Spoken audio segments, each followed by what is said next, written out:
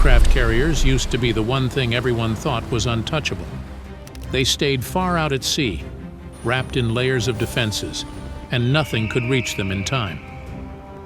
But a new US weapon just changed that story. Here's a question for you. What weapons can fly at more than 5 times the speed of sound and are virtually undetectable? Welcome to the world of hypersonic missiles. It crosses more than 1,000 miles in minutes, moves in ways that are hard to track,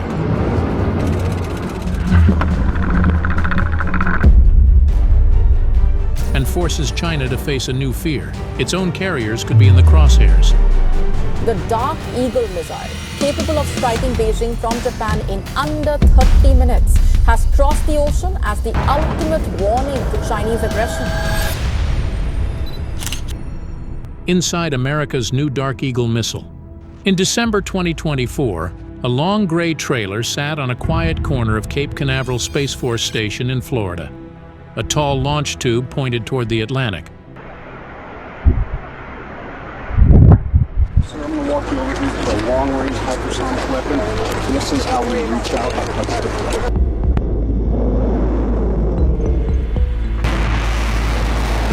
To most people on the base, it looked like just another routine test.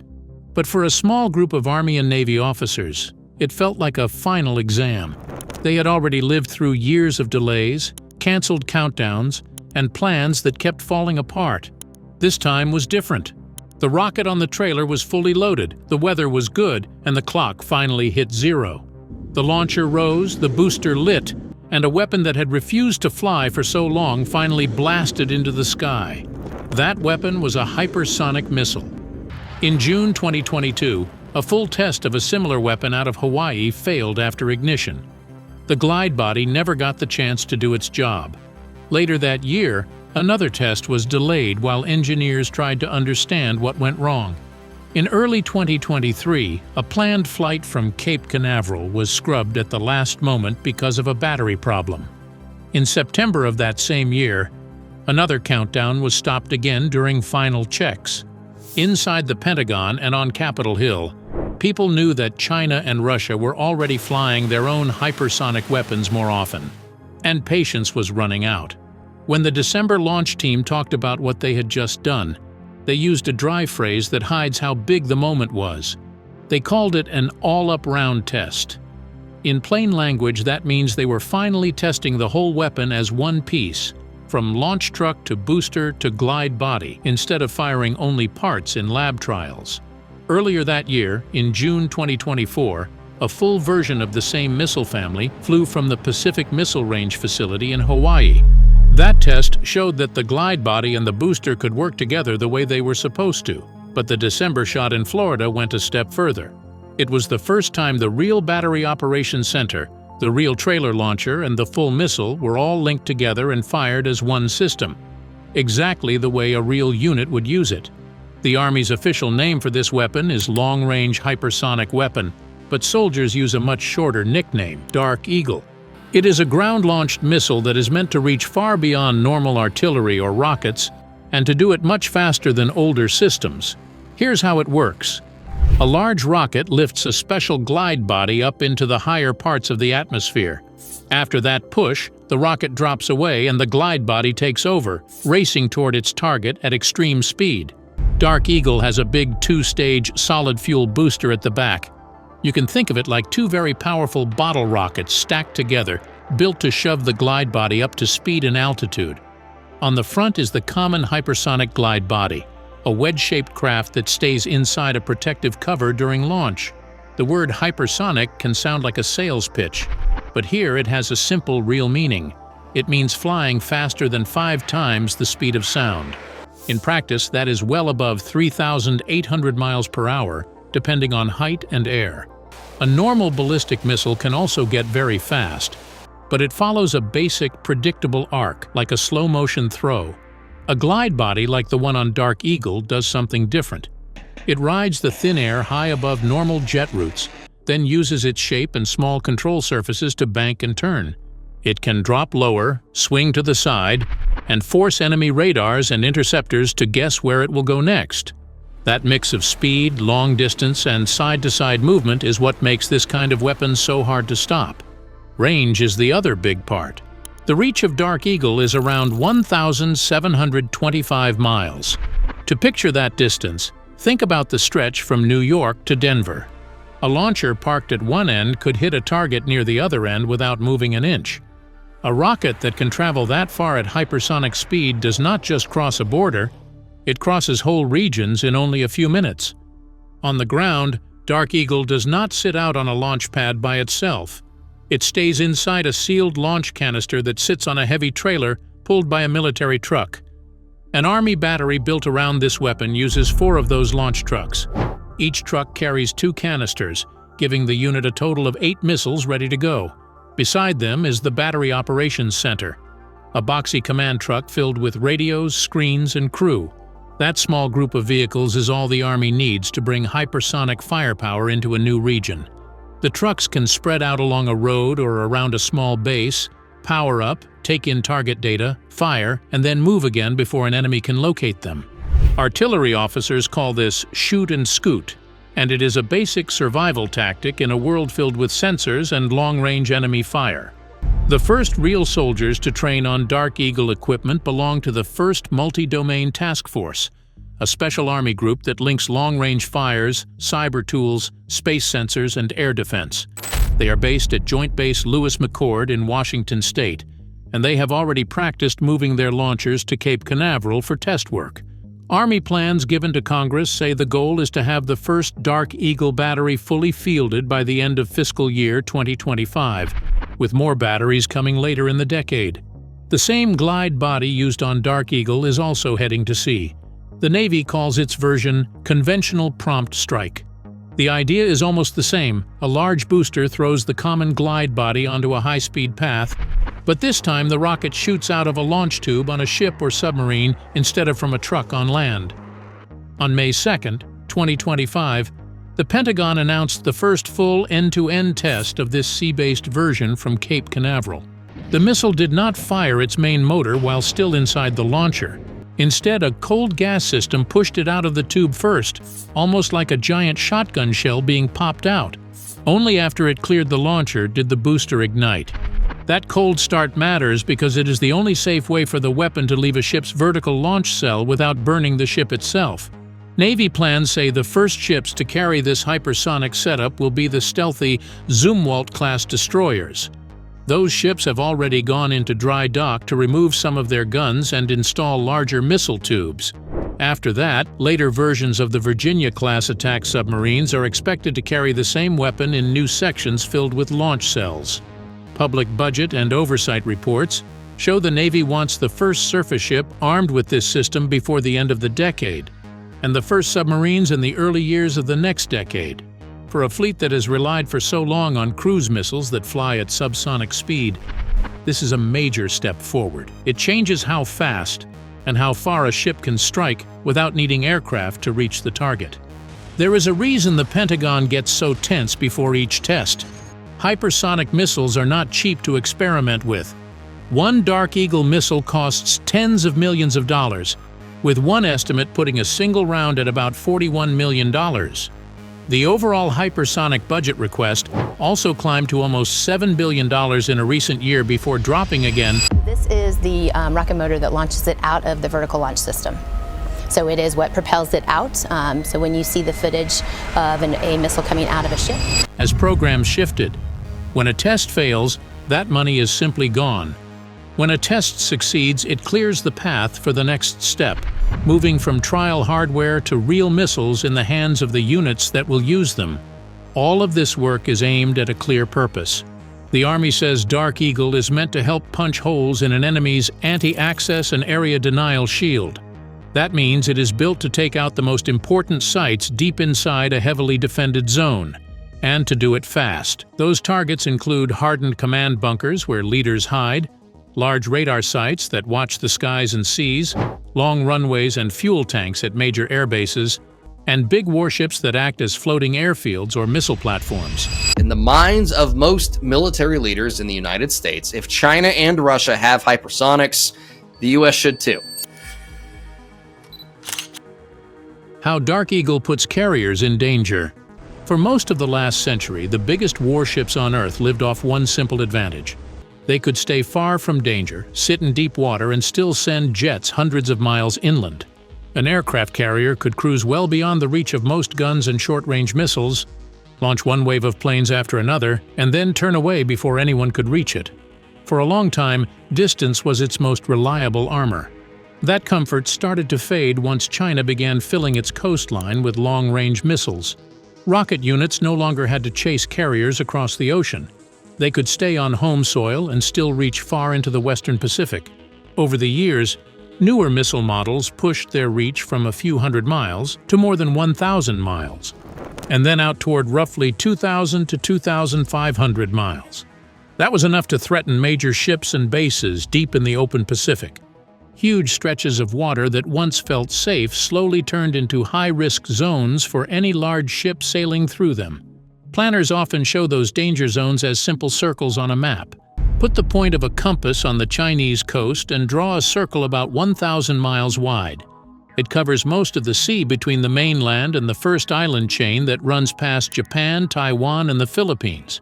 Stretch that circle to about 2,000 or 2,500 miles, and it begins to touch places like Guam and the northern tip of Australia. Studies from American and Allied research groups use these rings to show how far Chinese conventional missiles can already reach toward key air bases, ports, and shipping routes in the region. Now drop a modern carrier group into that picture. In the middle sits one giant carrier, surrounded by destroyers and cruisers with jets overhead. To put short-range fighters over a target, the carrier has to move closer. But the closer it sails, the deeper it moves into those missile rings. If it stays farther back to be safer, the jets need more fuel and more time just to reach the edge of the fight. Even before hypersonic weapons appeared, navies were already arguing about how close these ships could safely go inside those danger zones. The new hypersonic systems push that problem much further. The land-based weapon the Army is building and the sea-based version the Navy is adding to ships and submarines do not just add one more missile. They stretch the American side of the map the same way Chinese missiles have already stretched theirs. Because Dark Eagle can reach roughly 1,700 miles or more, a battery placed on an Allied island or a friendly coastline can strike targets deep inside the Western Pacific without moving at all. Once you start placing that kind of reach on the real map, things shift fast. A unit in Japan can cover much of the East China Sea and large parts of the South China Sea.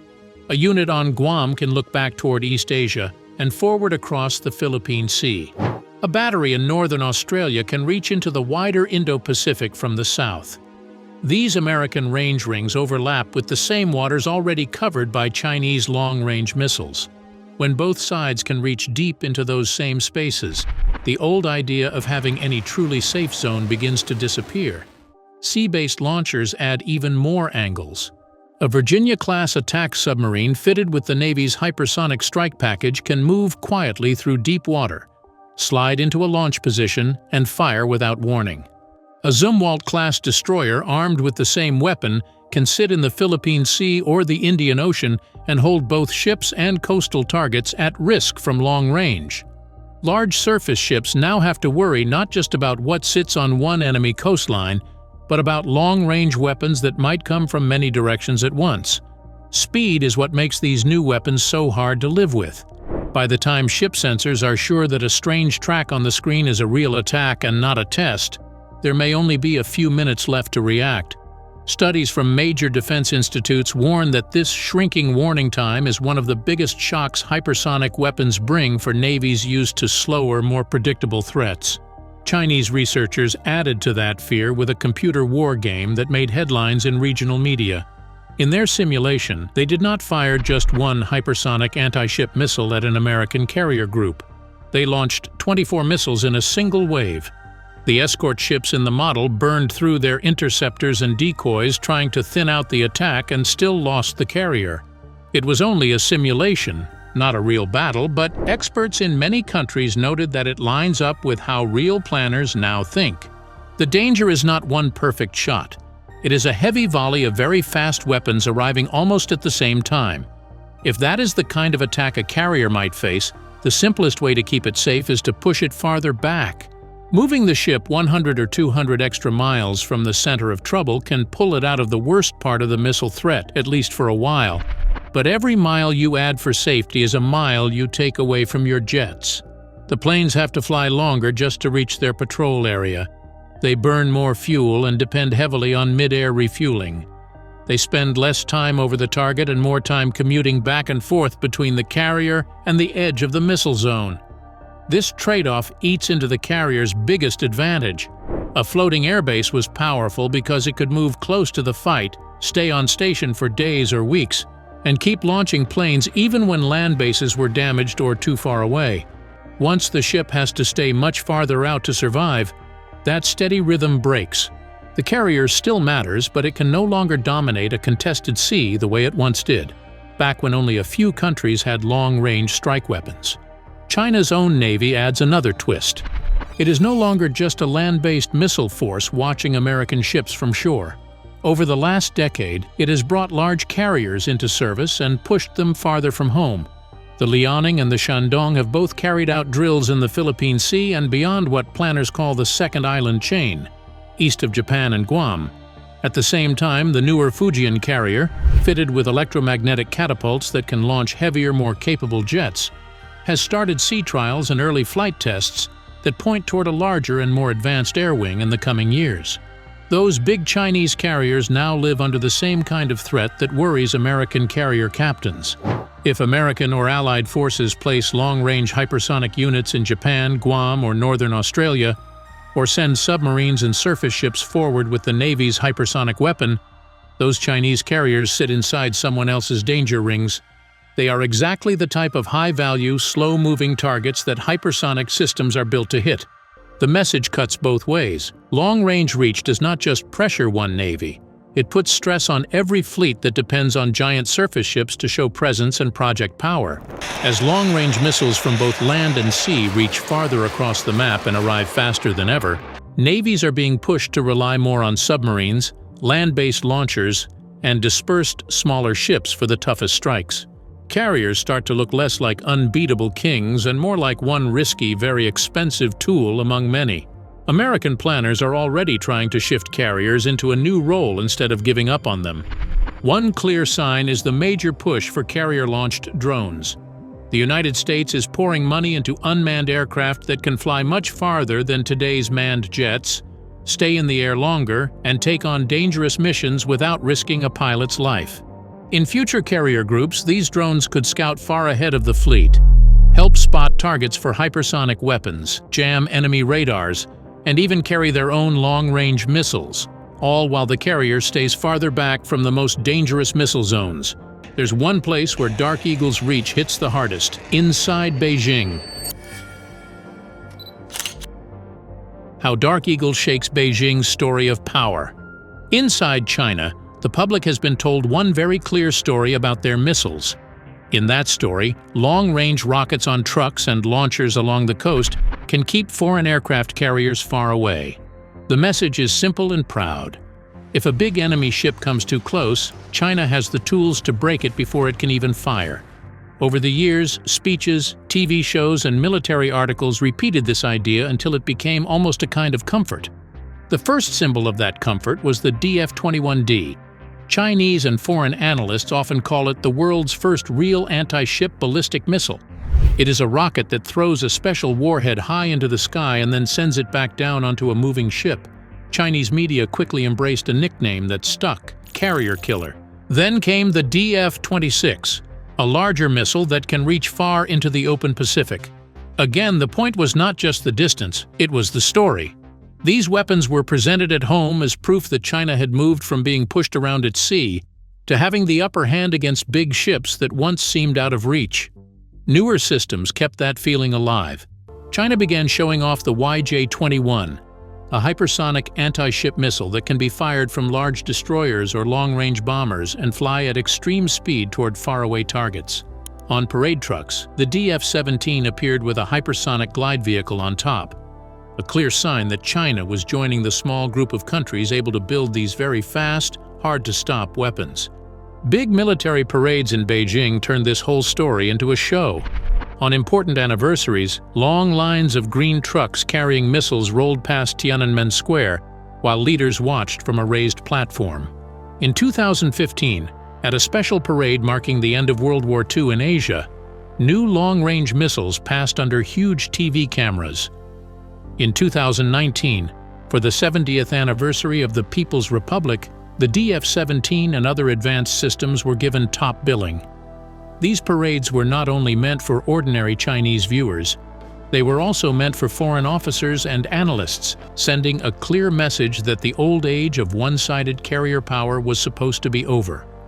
That is the backdrop for how Chinese observers reacted to news about the American hypersonic program. When the United States finally pulled off a full end-to-end test of its long-range hypersonic weapon on land and moved its sea-based cousin, conventional prompt strike, closer to real service, Chinese analysts did not see just another missile. They saw a rival cutting into the very advantage they had been talking about for years. Commentators in Asia and in Chinese language outlets began calling Dark Eagle bad news for China because it could be based on Allied soil and on ships and submarines across the wider region. Whenever the discussion turns to permanent or rotating American hypersonic units on Asian soil, the Foreign Ministry repeats that it firmly opposes those deployments and claims that countries in the region do not welcome such weapons. Chinese officials try to make it politically painful for any neighbor to host American launchers. They argue that these weapons will upset regional stability and insist that local communities do not want to become a front line in a great power contest. In their view, Dark Eagle is not just a military system. It is a kind of poison that Washington is asking Asian countries to accept. The People's Liberation Army is not answering this only with statements. Reports tied to Chinese naval programs describe work on new ship-based interceptors, often called HQ-26, built to shoot down incoming ballistic missiles in mid-flight and possibly even some hypersonic threats. Analysts also point to large new missile silo fields spotted in China, suggesting a bigger and more spread-out nuclear force than before. Thanks for watching. Now check out the videos popping up on screen for more unbelievable stories.